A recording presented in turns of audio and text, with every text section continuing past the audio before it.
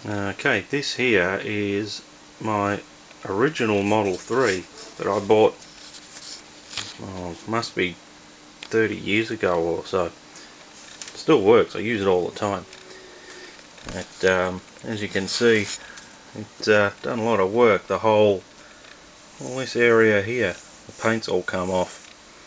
All my programming and work over the years. Yeah, it still works. You see, even the paint's come off here where I open the disk drive doors and so on. Off it goes.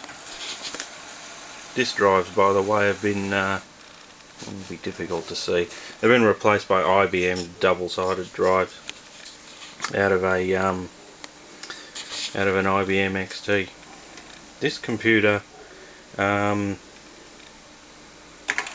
is actually been modified with high-res graphics,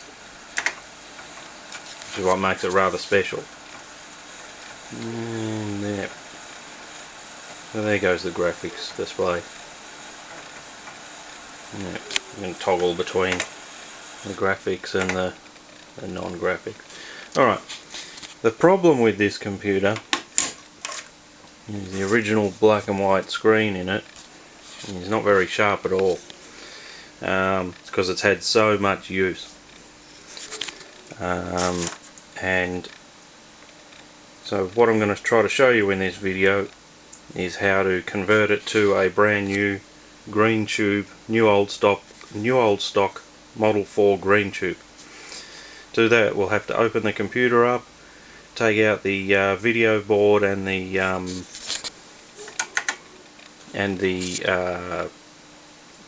black and white CRT tube, then replace that with a green CRT tube, and while I'm at it I'm going to put a Model 4 digital video card on it, which should give us a very sharp picture. Being a high-res Model 4, a nice sharp picture is just what we need. So the first thing we need to do is take the lid off. To remove the lid on one of these things, we first obviously switch it off, and they have 10 screws in the bottom and one right at the top in the back there. The back one's not in there, probably lost or I took it out and never put it back. So high-res Model 4s have this, Model 3s have this guy hanging out the bottom to connect your hard drive to, and that's just my external floppy drive connector, because I like to connect a lot of floppy drives. So I'm going to pause this video and come back in a moment, and we'll take the lid off this thing.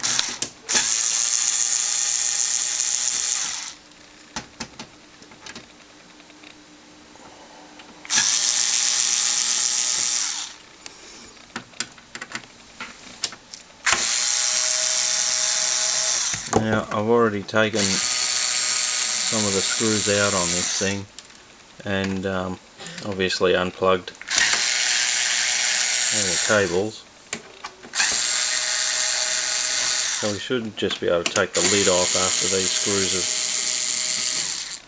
have come out. Easy to remember how they go together. The bottom of the cage are these ones, coarse thread, there's 5 of them, and the top up here is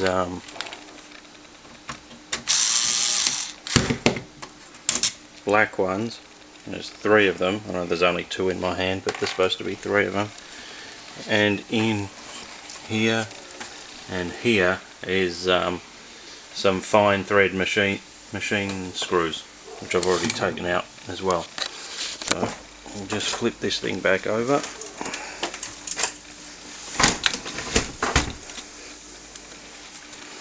And I'll just reposition this camera and I'll show you how to take the lid off. Now, people say these are really hard to open, or that you can break the picture tube, but I'll show you how to do it.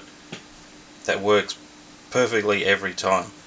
And what you do, you grab both sides, and as you lift it up, don't mind my head, you look through the top drive bay at the neck of the picture tube, and as you lift it up, you just make sure that the neck of the tube doesn't snag on these wires, and then that's it, the top's off. So I'll just grab the camera now, and then to disconnect it from the rest of the computer, all we do is pull this one out and this ground wire. Now the lid is loose from the rest of the Model 3.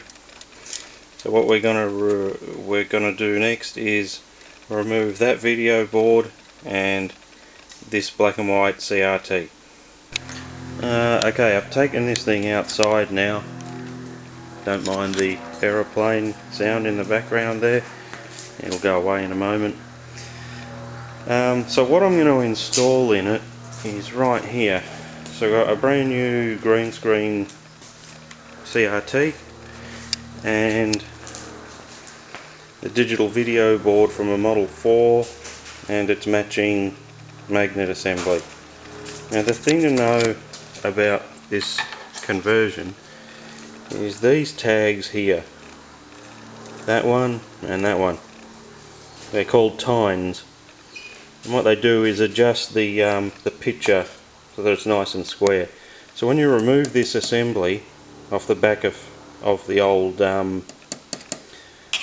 CRT, you want to undo this screw here to release it, but you don't want to disturb these tines, otherwise you end up with a trapezoid type picture and it takes ages to get it back in alignment.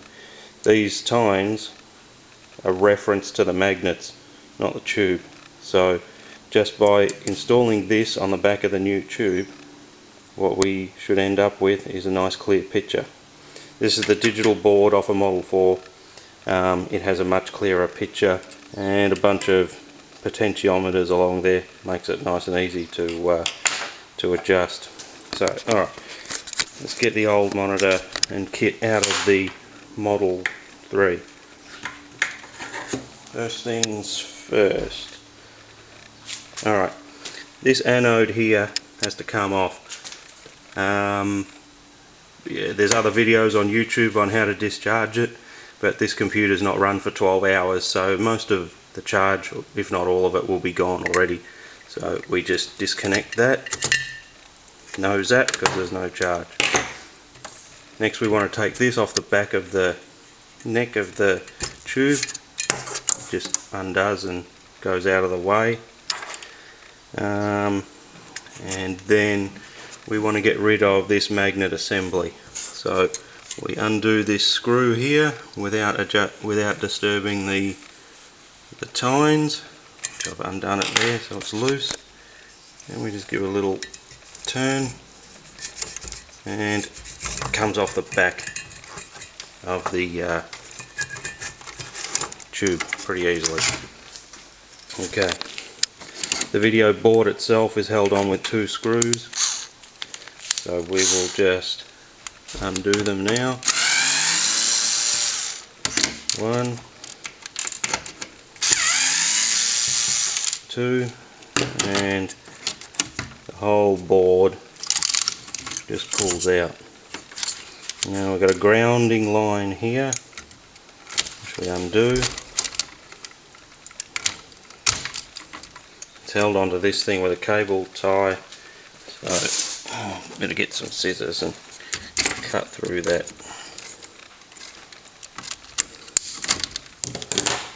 Okay. Alright, so that's the electronics for the Model 3 tube is out. So we'll set it on top of the old Model 3 there. Next thing we want to get out is the CRT. So I just use one of these and undo these here bolts. I'm not going to video me undoing all of them. This one down the back here is the hardest, takes the most time. Once they're all undone, the tube just comes out like you'll see in the next segment. Okay, I've undone all 4 bolts, so we just pull out the tube like so, and sit it down here next to the replacement.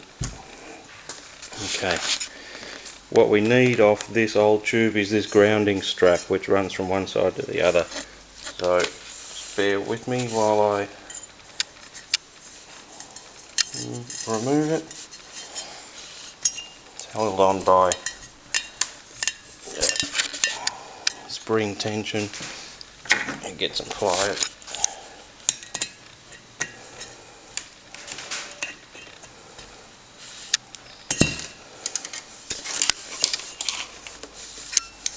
Okay, finale there. That's it off there, and it's hooked on by a spring up here. So I take the spring out. We put it on our new tube, which is sitting right next to it, and then hook it up in the same manner to the two corners. One there, and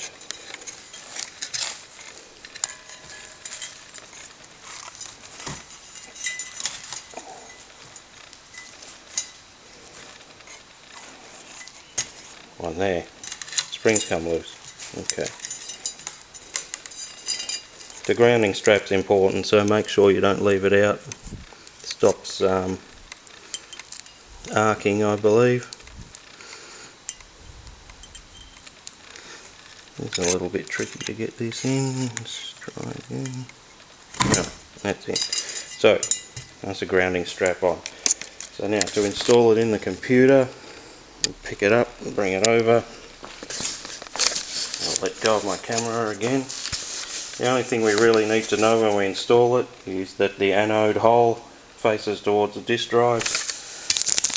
Pull the protective cover off the front.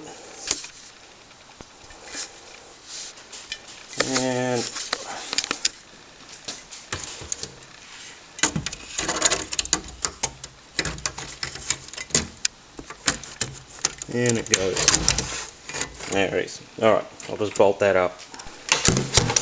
Okay, so that's the monitor installed, CRT tube installed into the case. The next thing we want to put on is this guy here, the magnet assembly. It just goes on the end of the tube, like so. Usually the wires face down, and we tighten it up with that screw there. Don't want it too tight because we have to adjust it once the computer's running. We'll be moving it like that to make sure the image is square on the screen, and then we'll tighten it up proper.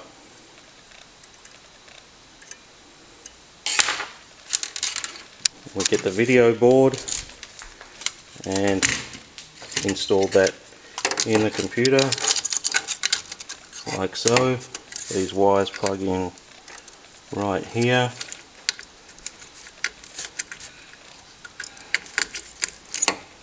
And our anode up here into this red thing, anode hole. Can be a bit tricky to do one-handed.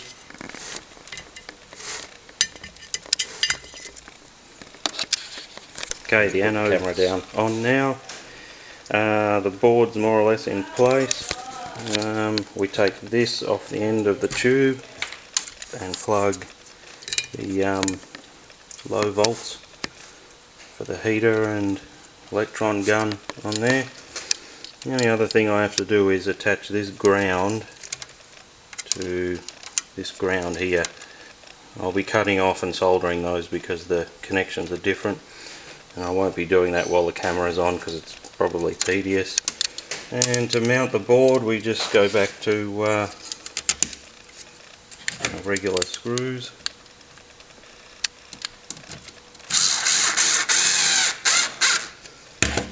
We'll do the other one in a moment, and that's the board installed in the computer case with the CRT. Okay, so I've brought the lid of the Model 3 back inside now, and connected it back up to the rest of the computer. All the connections have been checked and everything, so we can do a power up, see how it goes. So we will just, this is always the moment of truth, mate. Off goes the Model 3, no sparks or arcs or anything. Yeah, we've got an image, there it is.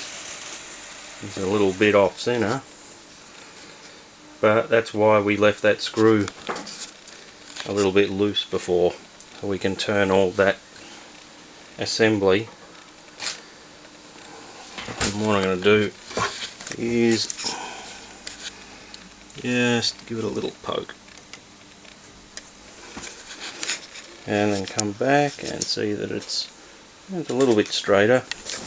What we're looking for is both sides of the raster to be nice and straight with the bezel on the screen. Turn it a little bit more.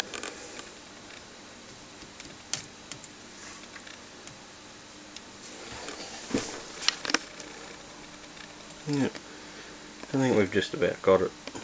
Looks about right to me. Put it sideways. Yeah, that looks pretty good.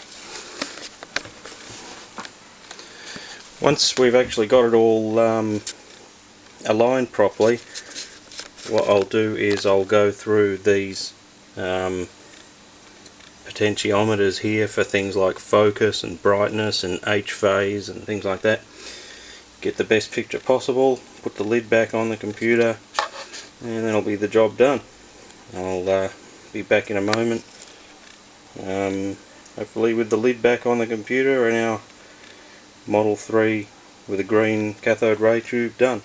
Okay, lid's back on and screwed down, so let's fire the old girl up, see how the new screen looks.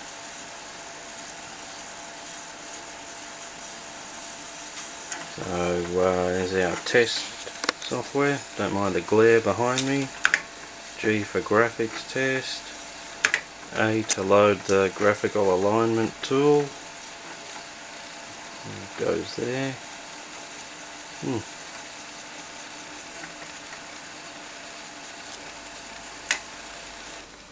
Yep, we've got a bit of flicker from the camera here, but anyway. Trust me, with that Model 4 digital board and the new tube, that picture is razor sharp. It's about as good as you're going to get from one of these from brand new. So that's my upgrade project. How to install a CRT, a new one in one of these. Yeah, this is applicable to any Model 3 or 4 computer. And if you have any questions about it, feel free to email me.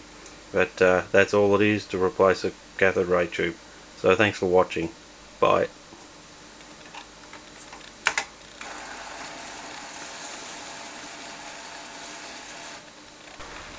Yeah, Pussycat. That's my pet cat, please. I'll just finish off this video actually by showing you some common picture tubes that you find in TRS-80s. So this is the most common one in a Model 3. An RCA 12V CLP4. It's a television grade black and white tube. You also find these tubes in US Model 1 monitors as well. The other common one you find in TRS-80s is a 12VC MP4. It's actually a black and white one from a Model 4, the early black and white Model 4s. Had these tubes in them. They're a computer grade, not a television grade black and white, so they're often much sharper and easier on the eyes than the RCA television picture tube in the Model 3. This is a brand new tube. This is a amber one, which I'm going to drop in my Model 1. Don't know what the code is, hard to read. Focus in there. Yeah, 1201. And finally, this picture tube here is a Toshiba 310 DBM4. This is out of an Australian Sanyo Model 1 monitor, the one with the round sides, not the flat-sided US RCA monitor. You can see it's got no tags on it.